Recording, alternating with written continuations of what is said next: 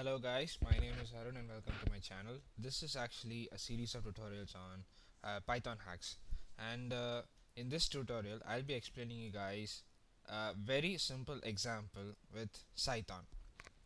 Now, what is Cython? Now, many of you guys might have heard about C programming language, and many of you guys might have heard about Python programming language. Now, Cython is a hybrid programming language. It's kind of like a hybrid version of C and Python combined together, and hence you get the name Cython. It's like C Python combined together to produce Cython. Now, what does this do? First thing is that you have to consider this scenario. You have Python codes and through which you can do a lot of options very quickly, very elegantly, and very easily. Yes, but at the same time, since Python is sometimes not fast enough to do certain options. On the other hand, you have C program codes which are compiled and super fast, and they do a lot of operations quite nicely. Okay, so for number crunching business and for doing a lot of computationally intensive operations, you can use C. And for elegant high level operation and for having a nice workflow, you can use Python. Now the thing is there are two ways to go about with it. How do we to increment to join these both? One, we can either write a Python script and then write a C script for a C program for certain options, and then somehow integrate the Python and the C together. Now there's one more way to look at it. This ideology is the framework of Cython. Thing is, write a Python code and then make some corrections here and there, little bit of adjustments and tweaks here and there, and make it look Python something similar to that of Python as well as C. Okay, and then execute the code, and produce some binary files and shared objects through which behaves like a Python module, but under the hood it works like a C program. Won't that be interesting and nice to work with? And that is the ideology behind Cython. What you do in Cython is that you just write a new Python file, and then you make some corrections to the Python syntax and everywhere here and there, and then what will happen is that the entire program will look like it will look like Python, but at the same time will have features of C, some definitions like that similar to that of C. When you compile it, you will produce a C file and a shared object. You can throw the C file if you want, but if you want you can have a look at it, but the C file will not be necessary. But you will have a shared object file which can be imported inside other Python files as modules. And once they are imported as modules, they work just like other Python modules, and simple enough. And in this Cython file, you can define all your important subroutines and functions as per your wish inside this, and then import them as modules and use them in your regular program just like that. Now, won't that be simple and interesting? That's what we're going to do today. Okay, now I have like 4 files over here. I'll explain you guys one at a time what's happening. For to do Cython, what you need is that you need to write the code in a Cython file, and the extension for Cython is actually pyx. Now this is the extension for Cython in Linux, but it might be slightly different in Windows and Mac. Okay, so that's so that you have to keep in mind. Mostly it's pyx, but other versions it might slightly vary. Now let me open this. Now I have my editor ready and available in Genie. Now let me explain you guys what's happening. Now the first thing is you have to write your function in your Cython file. The Cython file name I've chosen is matmul underscore Cython with the extension .pyx, not py.pyx. And now let me explain you guys what's happening. I'm going to take a classical example of matrix multiplication, and going to explain you guys how Cython to illustrate you guys the working procedure of Cython. Okay, now what I'm going what this is what I've done. uh, this line this line import numpy as np is a pure Python line, but thing is, i'm just I just, instead of just plain import, I'm writing it as c import. Now what does this mean is that I'm importing by numpy where under with the with c program features into it. So this way you're making some imports with reference to c program over here, and that's one modification. So keep in mind that in Python is just Python language, but with little adjustments to make it look like C. I mean, it that kind of looks like C after making adjustments. So that's a little clarification you have to keep in mind. And now this one, this entire block of code over here, this is actually our function definition, and this function will take will take three matrices. Will take three matrices and do a matrix multiplication and stores the result in the third matrix. Okay, now let me explain what's happening. This is a function definition just like in regular Python, and this is mat1 is your first argument, mat2 is your second argument, r is actually a third argument. That if you just include this will be just pure Python. But to make it Cython, what I'm going to do is that I just have to tell the C compiler that we were going to use I mean indirectly through Cython, that we have to tell to the C compiler that this mat is actually an array. Now it's actually a numpy array. To say that, what I'm telling is that I'm just telling this mat as a numpy n-dimensional array whose values are double, whose data types are double, and then it has two dimensions, rows and columns. That is given by ndim equals 2. Suppose if you have a 3-dimensional matrix, you just have to put ndim equals 3. Suppose if you have a 10 by 10 dimensional matrix, I mean theoretically it won't have, I mean theoretically your processors may not require one, but hypothetically you have one, then ndim should be equal to 3. I mean 10. That's about it. Similarly, I'm giving the same similar definitions for mat2 and r. That's it. And then what I'm going to do is that I'm going to define a few variables over here. Now, if you are running in Python, now what you have to do is that you can just execute these, write these commands, and just initialize variables in the loops directly, and then proceed with them. That's okay, perfectly fine. But the thing is, since you're making it adjustable and coexisting, you're trying to make this code coexistable with C. What you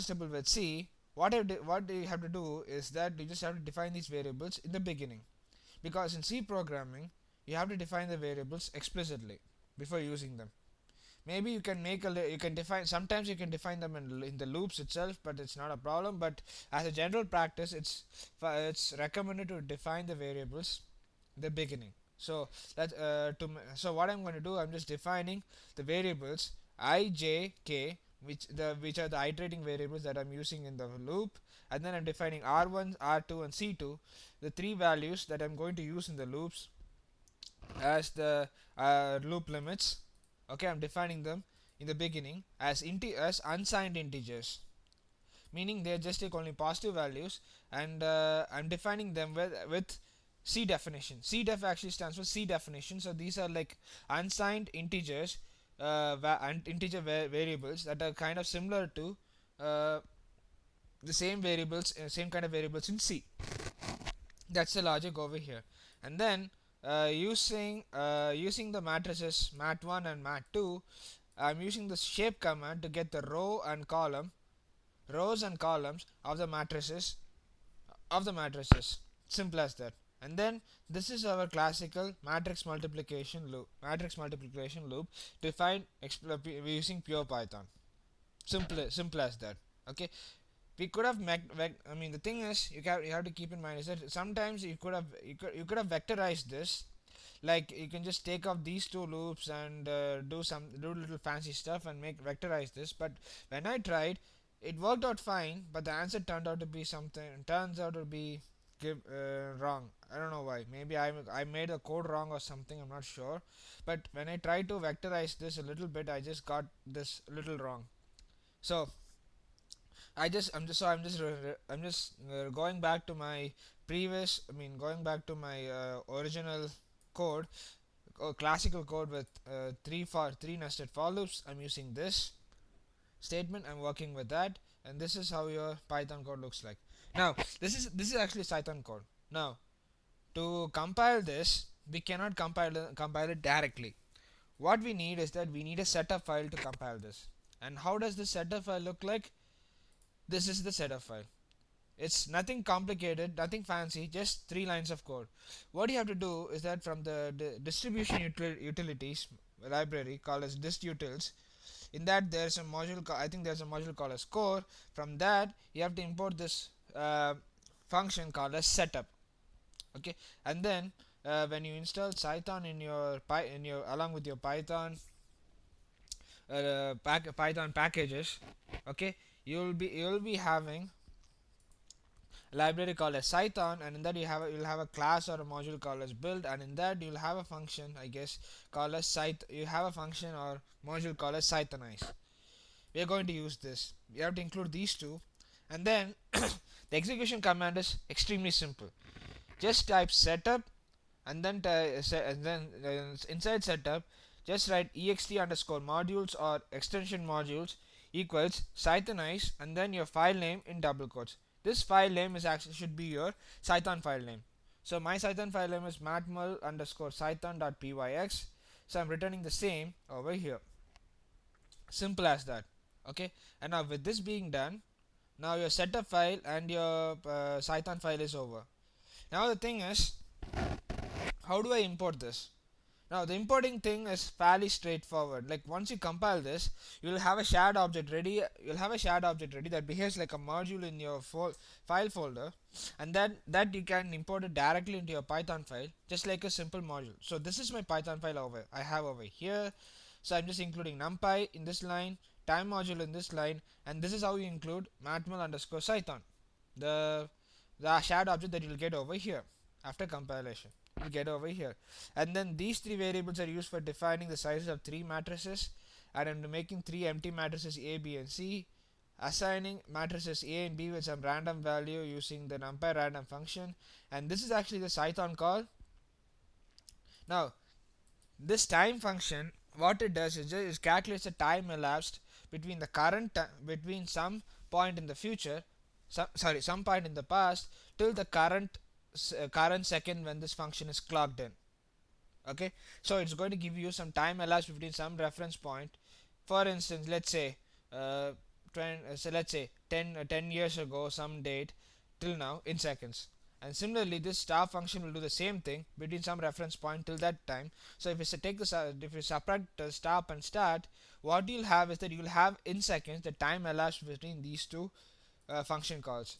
So thing is, after this function call, this function is being called, and after this function call is over, this function is called. So time difference between these two will be equal to the time taken for this process to happen.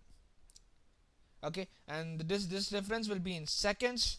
So stop minus start times 1000 will give me the time taken for this operation in milliseconds. Simple enough. Okay, and this is how my Cython call goes like. And matmul.cython is my Cython module that I made, and in that the function I'm calling is matmul1, just like how we defined over here. It's called as matmul1, and I just have to pass values a, b, c into it, and that's it. And then what I'm going to do, I'm going to do the same matrix multiplication using the numpy subroutine, numpy function. And this function in numpy is called as the dot function, and this dot function does the matrix multiplication of the two arrays, and then you'll have the results. And then just to give you guys a speed comparison, I'm going to implement the same matrix multiplication through a nested loop using pure Python codes, pure Python syntax. Okay, now when I run this file after importing this, it'll just give me, it'll say like Cython took this many seconds, Python took this many seconds, numpy took this many seconds, and so on. I'm going to list up all the results.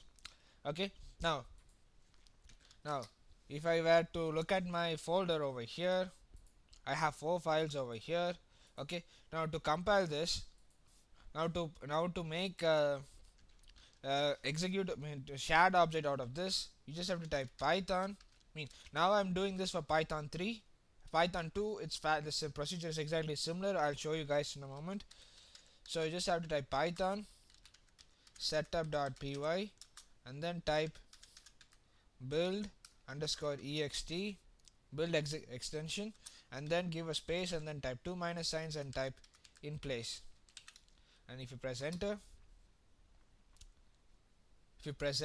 and it says that it'll do a lot of operations and stuff, and finally it may show a little warning, but when you clear this up and press ls, what you'll have is that you'll have a build folder, a C file, and and a shared object file. So let's open this C file.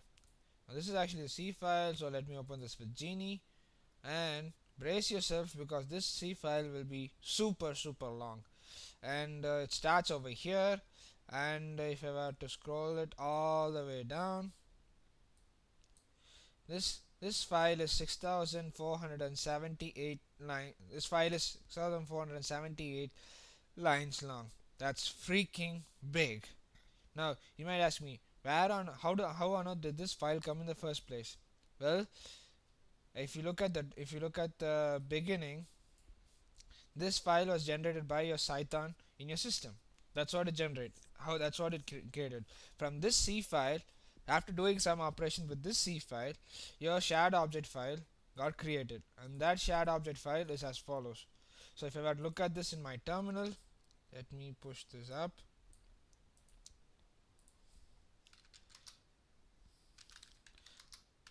Now if I look at this in the terminal, this is the shared object file, but this shared object file is kind of very long. So what I'm going to do, I'm just going to rename this file.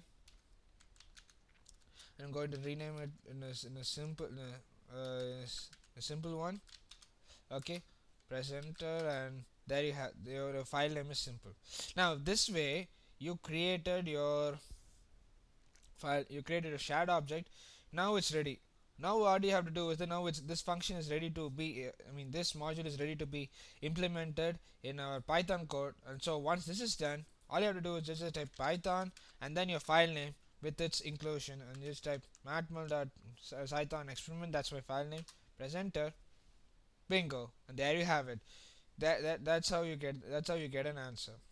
There you have it. And that's how you work with Cython. Now, just a few pointers. You guys might ask me, hey, by Cython took like 1.76 seconds something to do my option. Fair enough. But NumPy took like 0.2 seconds. Clearly NumPy is much faster than Cython. Yes, for this example, I perfectly agree. Now let me explain you guys this clearly what's happening. Now, all the functions in NumPy are actually built and made under the hood using highly optimized C code or Fortran code, depending on which compiler is used. Mostly C and C++ code. So inherently, they'll be faster. If you use direct functions, they'll be inherently faster in NumPy. So as a consequence, if you use NumPy functions like matrix multiplication, vectorial addition, or something like that, they're going to be super fast, so you can't do anything about it.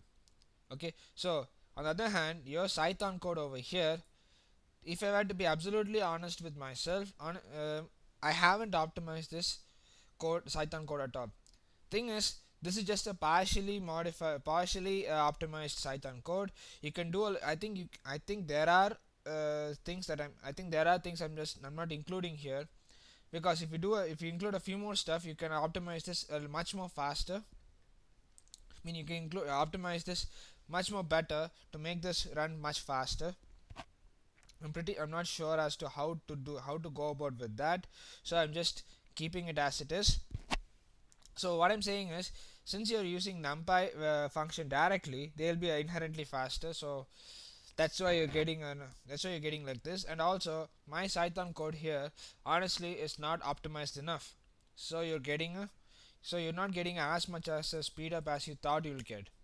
On the other hand, if we were to build our own function which using numpy functions and make our own derivations, like if you were to solve system of simultaneous equations, something like that, with your own code and everything, without using a system, without using system library, without using system functions like numpy functions like dot product and stuff, then automatically automatically that time your function that time your functions will be slower.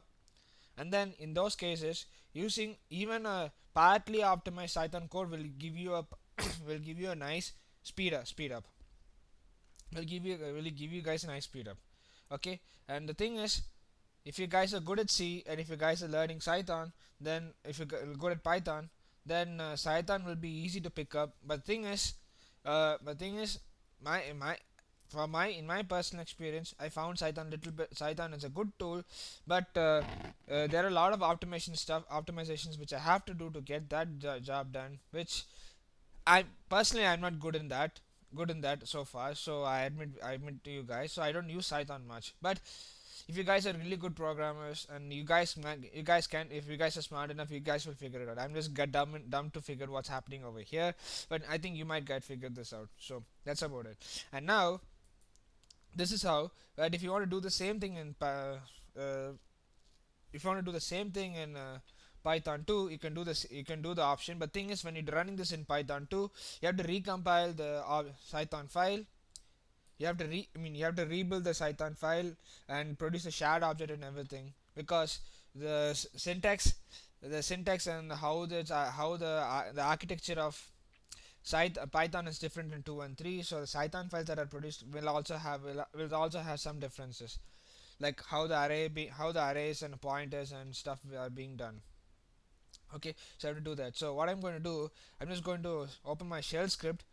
So this is, as of now I'm running in Python 3. So with this line you're building the extension, you're renaming the extension to avoid such a big name. If you're running it, and then you're including this in the file and running it, and then I'm cleaning all the files.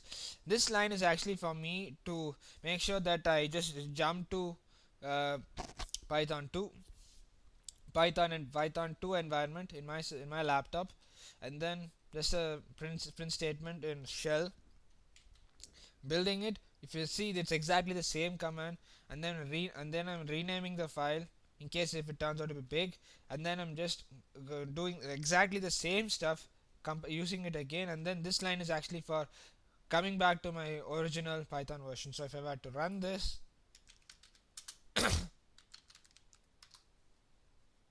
and there you go.